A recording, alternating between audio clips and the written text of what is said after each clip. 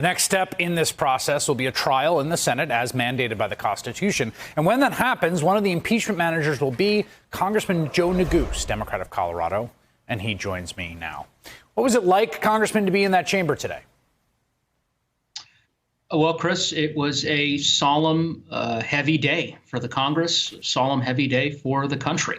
I will say, as I watched some of the remarks that you just showed from some of my Republican colleagues, what was striking is that they were devoid of any substantive defenses, any cogent arguments to defend the president's conduct. Everyone knows sitting in that chamber that what the president did last Wednesday was impeachable. There is no question that he committed high crimes and misdemeanors, and the fact that you had multiple Republicans, including the number 3 Republican in the United States House of Representatives, Liz Cheney, vote in favor of impeachment ultimately speaks to that. So, to those who questioned whether or not the Congress would have the resolve, whether we would shirk from our constitutional duty, I think the answer tonight was a resounding no, that ultimately we would stand tall and fulfill our constitutional oath to vindicate the Constitution and hold this president accountable, which we did. And of course, now we'll proceed to try this case in the United States Senate.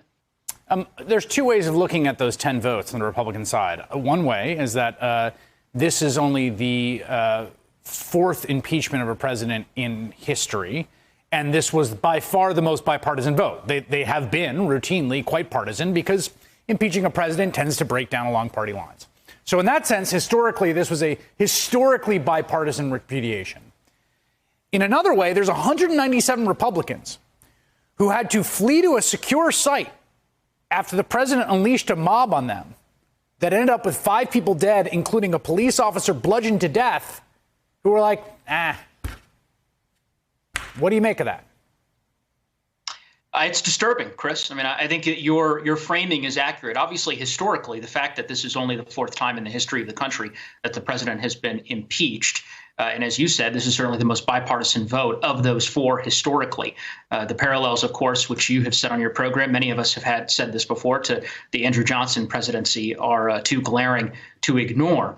So we should, I think, ultimately commend the Republicans who did, in fact, vote today in favor of impeachment, who chose country over party. But obviously, your latter point is spot on. It is disturbing beyond words that so many Republicans, literally after experiencing the armed insurrection that we experienced a week ago, I was on the floor during the January 6th proceedings. And to think that they would be unwilling to show the courage necessary to uphold their oath and vote in favor of impeachment today. Obviously, it's deeply disappointing to me and to so many others. But look, I think the majority of American people recognize the stakes. They recognize the gravity. They understand why the Congress was compelled to take the solemn step that we did today. What, as a House impeachment manager, what is your understanding of what the next steps for you and your colleagues are? Well, we will prepare to ultimately try this case in the United States Senate. And of course, from having covered the previous trial not that long ago, the first impeachment of this particular president in January of last year, how that process unfolds. So myself and my fellow managers, many with whom I serve on the Judiciary Committee, people like Jamie Raskin, who's a tremendous lead manager. I think the Speaker made excellent, wonderful choices in the team that she has assembled. All of us have extensive litigation experience or lawyers prior to being elected to the United States Congress. And so we'll be prepared to try this case. And we're hopeful that the senators will take an objective look at the facts, at the evidence presented. Ultimately, if they do so, I believe that they will ultimately reach a conviction of this president.